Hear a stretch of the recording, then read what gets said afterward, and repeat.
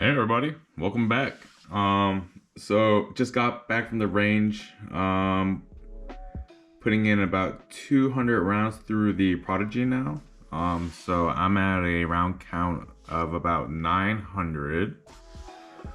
So today, you know what? I'm just gonna show you how to how I take apart and clean the firearm. So yeah, trying something new. Tried investing into this video thing, and I actually picked up a new camera, so hopefully it should be a smoother process. But yeah, so what I'm gonna use today is just a normal Allen wrench set, some Hobbies 9 patches, and this just a pistol cleaning kit. And you know what, I like to clean all my firearms with Ballistol. It's skin friendly, so I like it. I'm too lazy to put on gloves. But yeah, so what I'm going to do first is, let's take apart this firearm. So, this is more about field stripping and maintenance, so I'm not going to go too far into the gun. But, as I clean it, I'll just talk to it a little bit. But, something that's different is you'll notice that the Prodigy doesn't actually have a bushing like your typical 1911. So this thing has a 2-piece full-length guide rod. So what we got to do first is take apart this guide rod. So what we're going to do is, oh, there goes the Ballistol.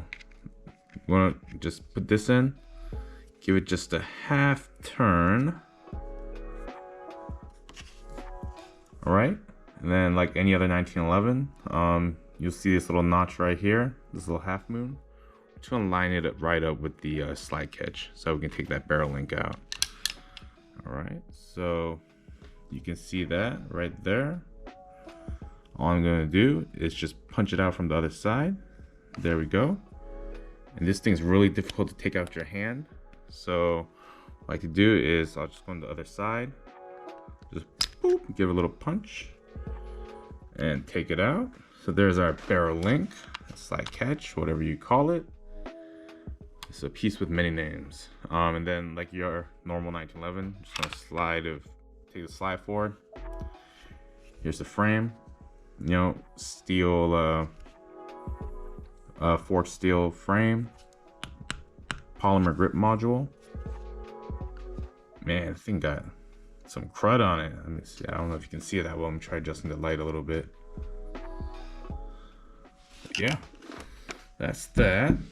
And then what I'm gonna do is, so let me see if I can get in the camera.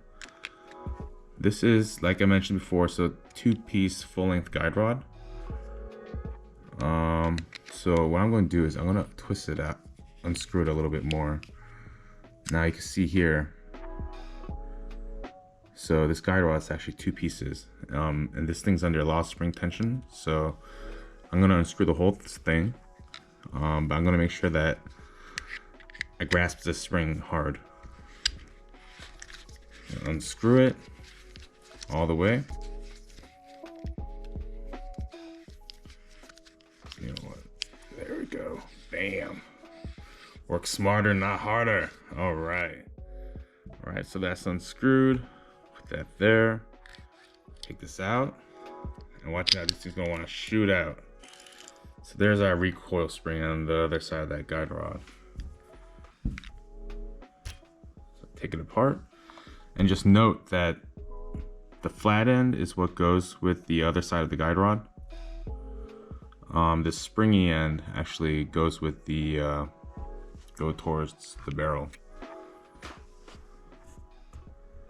And I'm playing with this new camera, and the screen keeps turning off. So I'm gonna have to play around with those settings later. So if the camera will go, sorry, I'm just trying to turn the screen back on. So also, so since this thing doesn't have bushing, it actually has a recoil spring sleeve right here. So what I'm gonna do is I'm just gonna push that a little bit. There we go. Just gonna pop this out. Bam. And then, just like any other 1911, push your little link forward and slide your slide out. Bam. So that's Disassembly. I'll be right back. I'm gonna try and see if I can play with these camera settings so that this screen doesn't go to sleep.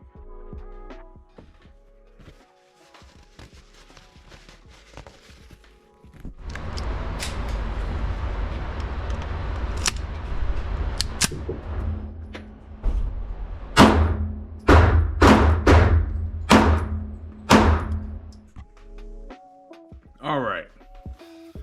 So, thing I got is so that the screen doesn't turn off, so I can see what you guys will see as I'm recording. All right, so we have the firearm apart. Let me move these magazines to the side. Magazine cleaning is pretty much the same. Just take out the base plate, get the spring out. Yeah. So what I like to do is I first like to spray everything down with some Ballistol. Starting with the link, just spray it down, let that soak in. Sleeves, spray the inside also, get all that.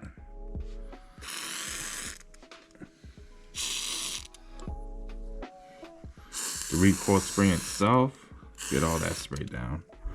The barrel, we gotta take good care of our barrel. And this thing's a giant bull barrel. But also, if you notice, is that this thing actually it's a crown bull barrel, which is awesome. So, it'll protect that little face. Let me spray down as I'm pointing out to it. So I was looking at researching on this, and it has an 11-degree crown. So that's pretty awesome. So it's a match grade barrel, so you don't want to get no nicks on the tip of it. It'll throw off your accuracy. So that's something nice that Springfield did to this thing. So that's awesome. All right, bull barrel, you go and soak. All right, my slide, get all up in there. And then you guys don't know, so 1911s aren't like like Glocks and things like that. And these things shoot and have an amazing trigger, but they require a little bit more maintenance. Glocks, you can just kind of use it, abuse it, but in 1911 you have to make sure that they're well maintained and taken care of, especially you have to make sure that they're lubed for them to run properly. Here's the other piece of that guide rod. Oh, look at that, this camera catches an image all the way to down here. That's awesome. Okay, so the camera that I'm using is I got a GoPro. It's my first time using a GoPro. But I'm getting the hang of it. I'm getting used to it.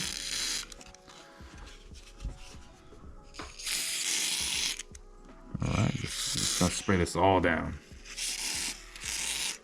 All right. So for the initial cleaning, what I like to do is I just like to get our normal paper towel. This one's Bounty, if anyone's interested or curious. I just like to kind of give everything a nice little wipe down. Yeah, as I'm wiping these firearm pieces down, I kind of go more and more in depth into it. So this one I only shot 200 rounds, so I'm not going to do a super in detail cleaning with like the brush and everything like that. I'm just gonna make sure I get all that carbon off. But this two-piece guide rod is pretty interesting, because that with the bull barrel and that sleeve, we don't require a bushing anymore. So that's kind of interesting, kind of cool. So some of the other double stack 1911s, 2011s, whatever you want to call it, they require like that. They also don't use a bushing either, but they require like a paper clip or something like that. You have to stick down into your guide rod in order to field strip the firearm. I mean, I think this is a much better system. So I think Springfield, is pretty cool. We still need a tool, but not bad. We can find a wrench anywhere we go in the United States. And this barrel links, slide catch, slide release, whatever you want to call it. I don't know what this is called. If someone knows the actual name for this, please comment below. So this is kind of cool. So, you know, they made it really, really flush. So you see the frame, it has a huge cutout for this. I mean, it's kind of nice. It's not in the way when you're shooting. But I wish that they extended this just a little bit more. Because it's kind of difficult to, you know, catch the slide. I mean, there's no problem releasing the slide, but catching the slide it's not as easy. This recoil spring is really light.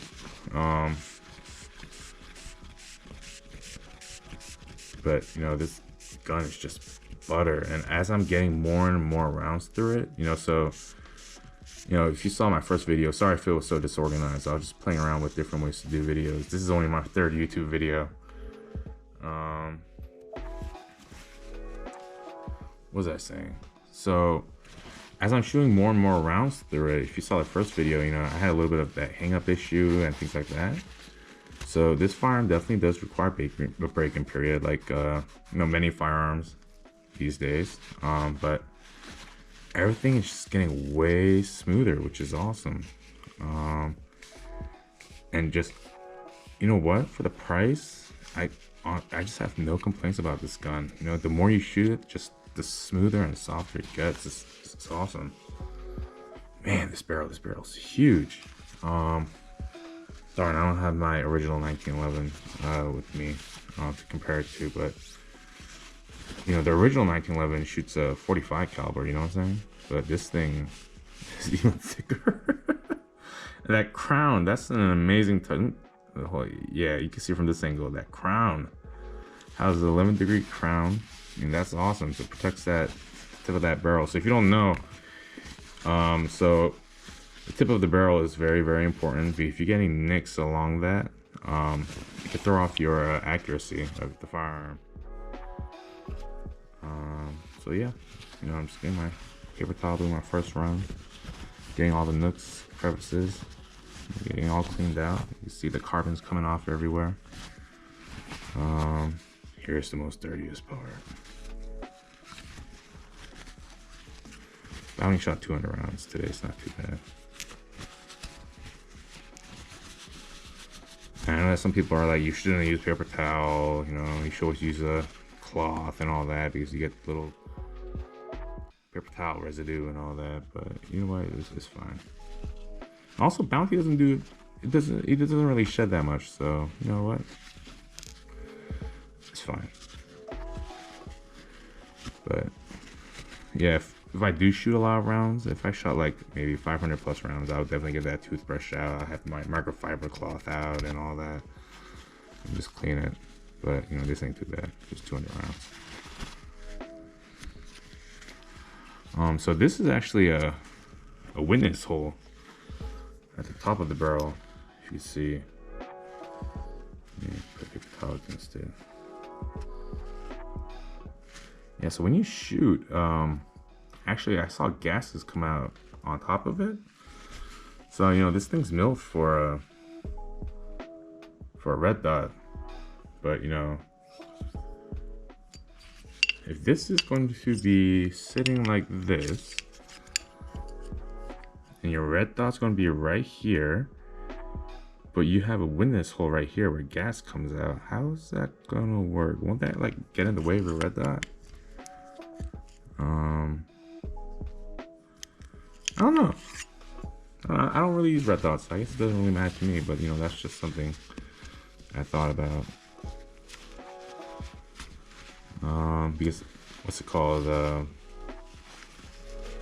My SIG has a loaded chamber indicator, and kind of has this, not so bad because it is covered. It's kind of like a spring thing that just kind of pops it up. But yeah, every time I see those, I always kind of just wonder about that. Because gas is gonna go through the wherever there's a hole, the gas is gonna go through it. Yeah. And the slide. Move all these up.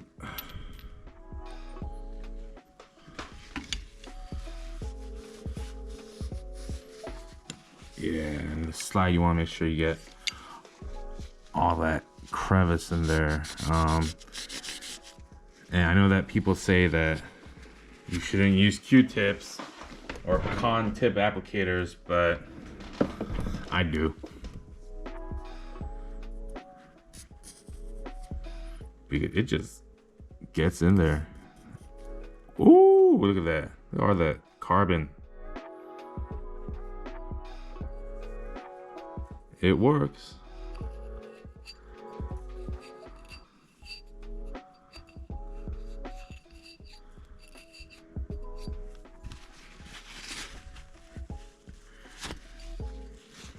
Alright, you want to make sure that you get everything, and also you want to make sure that your extractor is clean. If you get buildup in your extractor, your firearm's gonna fail, man. So if you don't know, the extractor is let me try to put it against the background. It's that little thing right there. So that's the thing that takes out your brass casing after you shoot it.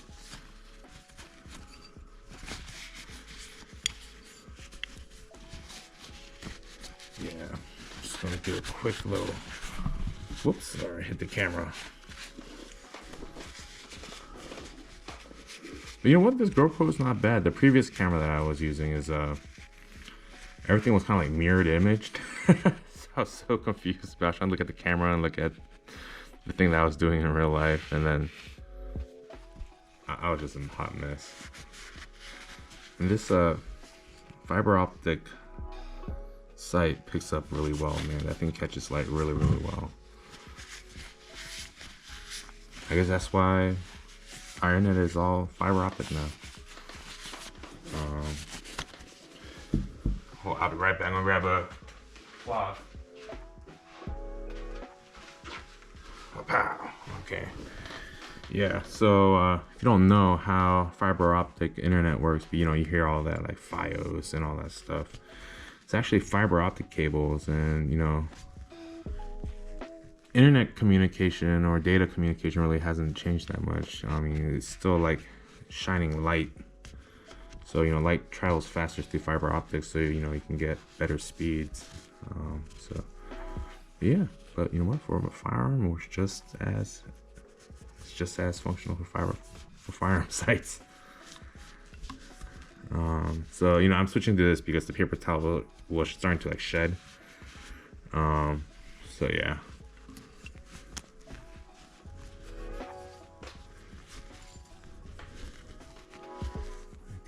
Nook. Yeah, look at that. Ooh. Okay. Grab the new paper towel. Gotta get in those nooks.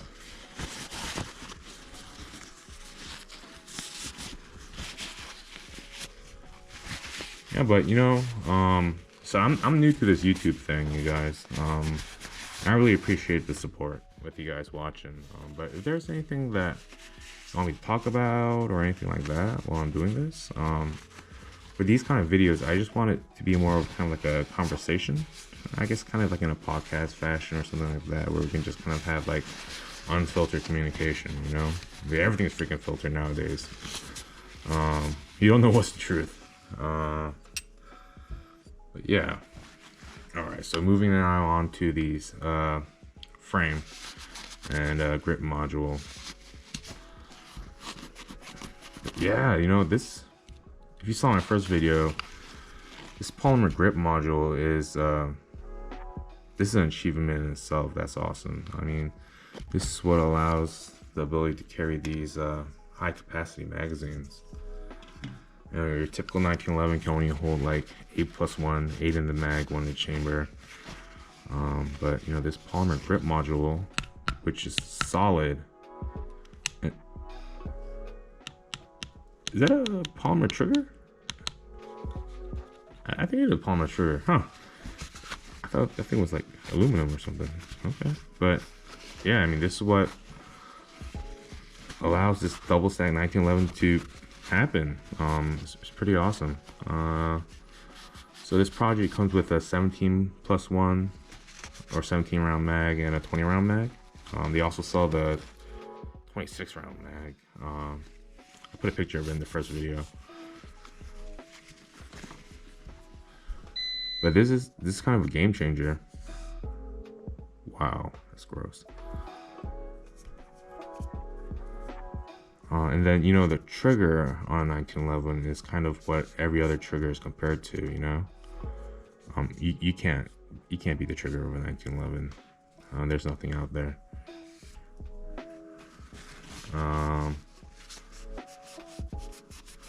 But yeah, so, you know, for these double stack 1911 2011s, so it's lower, it's now 2 pieces. It's polymer grip module and the frame.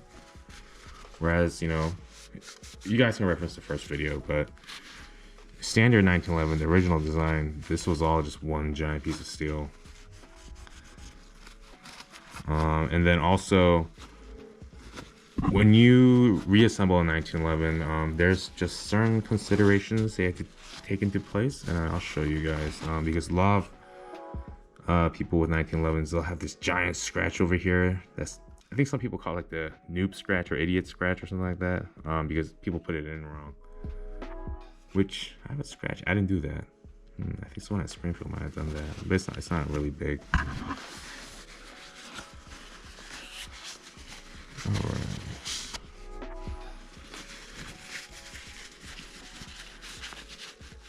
Alright, so this is clean enough. I'm gonna go shoot it again in a couple days, so I can get to that 1,000 round mark and see how this thing does. But I'm actually excited to reassemble this thing back together and to see if anything's changed on the 900 round mark. So yeah, okay. I mean, I think that's been wiped down good enough. So let's put this bad boy together. So if you don't know, 1911s. Oh wait, before I do that, let's clean forgot to clean the barrel. Whoop. I'll clean the barrels. Let's see if I can get a good look in that barrel. Yeah, I bet that barrel's kind of dirty. Yeah, so take one of these patches. I like to fold in a triangle.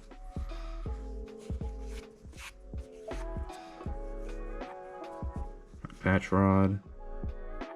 I like to put it in like maybe like 1/3 of the way, and then the other part I just like to wrap it around. Get another rod for it.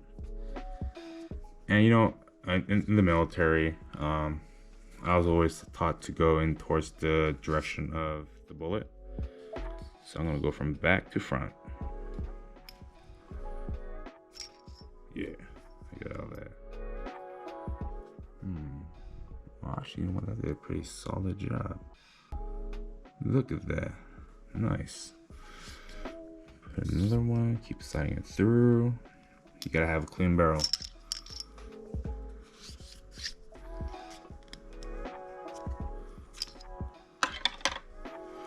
Hold on, I'm gonna put it to like here. Yeah, look at that. It looks like a 007 intro. See those twist marks. Alright, so there's the barrel. What else got a hole? Alright. Spring sleeve. Give that a good cleaning. There we go. Let's see what else we can stick this thing on there. Let's see if we can like, yeah. Put it in there. Rah. Okay. Magwell. Yeah, okay. Alright. Oops, sorry, I hit the camera. So new to this. My bad. Alright, so, you know, 1911s, they love to be oiled. If they are oiled, they will be your best friend and perform for you amazingly. If they're not lubed and they're dirty, they're not gonna work. That's just the way it is. You know, so if there was a zombie apocalypse, probably I'll take this, my Python, and my Glock. And the Glock, I would just bring, I know that's gonna work. But, you know, where I like to oil these is right here, where that barrel meets. And anywhere you see like metal to metal wear, you know, so this has a Cerakote finish, but you can kind of see parts wearing down, which is fine. Like the slide rails, but wherever you see kind of that metal to metal, that's where I kind of like to lube it.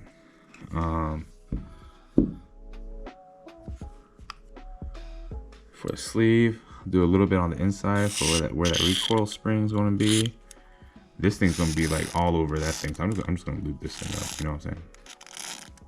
For 1911s, the more lube, the better. All right. For barrel itself, you kind of see where that metal wear is, and also like to kind of get the tip of it. And to reassemble this, just do the steps in backwards for what we for when we took it apart. Put my barrel link down. I'm gonna put it in. Put in my barrel. Sit it in.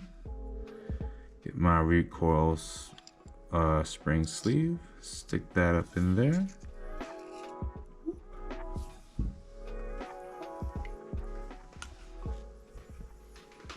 Okay. Now for this, just remember the flat part of the spring is what goes with this. Whoops. That's what goes with this. Stick that in nice and tight. Put your barrel link up. And this portion is just going to sit flat right here. You know what? Some lube doesn't hurt. Now, be careful, because this thing is going to want to pop out. There's going to be a lot of spring tension. So, yeah, I don't want this flying everywhere. I'm going to try to do it in front of the camera the best I can, but you know what? You might miss some parts. So, whoops.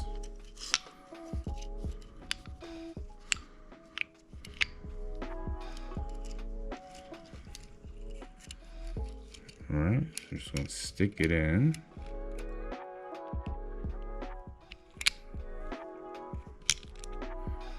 All right, so that's in there. Or that I love lube, man. When it comes to 1911s, I love lube. All right, so this is just gonna go. Let me try to see. It's gonna go straight in there. Okay. The other piece of the guide rod. Boom. So now you see it right in there. So you're just gonna twist it in. And twist the two piece guide rod together. All right. There we go. So now it won't fly off. See? I'll screw it in. I won't screw it in all the way. You know, I might be just use a normal wrench. I'll get it mostly in there. Yeah. Okay. That's enough. All right, I'm just gonna set this down for a second. For the frame, get some lube. Also, where this kind of sit, get some lube. All right. Now, you want to make sure that this is up. Some people make the mistake of they'll actually have it down like that. That's a no-go. You want to make sure that your barrel link is up. Okay, but what's gonna happen is this hole right here and this hole needs to match up, so we can put our barrel link in there, or our slide catch in there. All right, I'm just gonna match it up like this, like any other 1911. And then, oh wow, you know what? I got a perfect match right now. So you see how it's a perfect circle right there? Let me try to not make a perfect circle. See how the barrel is like not matched up? You want to make sure that we have a perfect circle.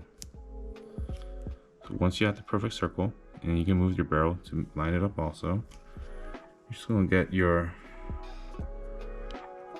slide catch, put it in, okay? And then again, this half moon we are going to line it up and then just pop it in there. Boom. And we're back in business. All right, so you know, I might have overdone it with the lube for the video. There's lube everywhere. Let me just wipe it down real quick. Yeah, I got the, I don't know if you guys have a Costco where you're at. It used to be called Price Club a long time ago when I was growing up, like back in like the late 80s and 90s. But Costco has these like microfiber cloths. They don't shed at all. They're actually meant for a car, but you know, they work great on cars, glasses, and guns for taking off lube. I'm just gonna wipe this all down. Oh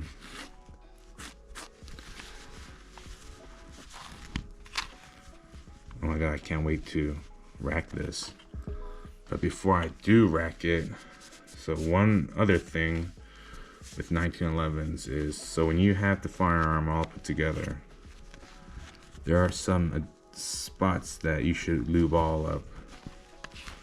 So the first spot is, whoops, sorry, I hit the camera. The barrel. Let me try to hold this with the camera. So just bring back the barrel a little bit. Wow, okay, that's too much. Okay, that's too much, okay. But I want to just loop the tip of the barrel. Okay. Also, let me do the side catch. Hold up. Also, these rear slide. Give it a little bit of love right there. Okay.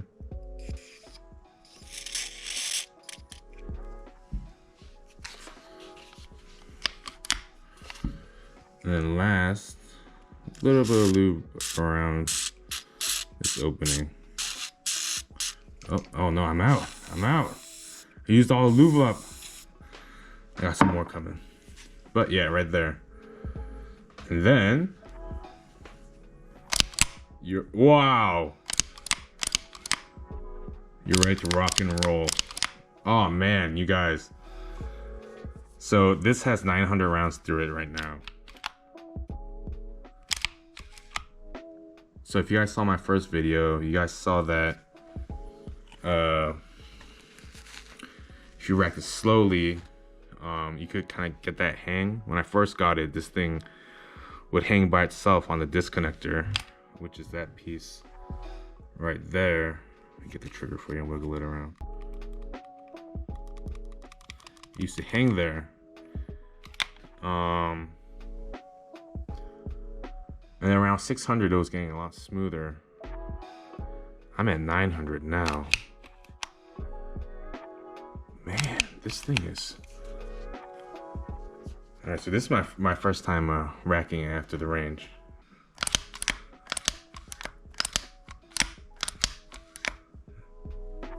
Like no hang up. I could force it, but really, no hang up. Ooh, that's exciting. Oh my gosh. You guys, Springfield Prodigy, 900 round mark. This thing is butter. Oh man, I'm sorry. Oh my gosh.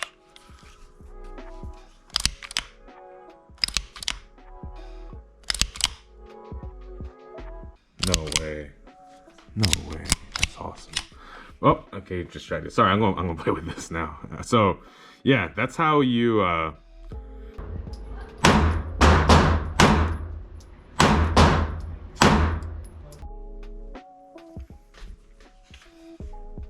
Oh, sorry, my camera got a camera too hot message.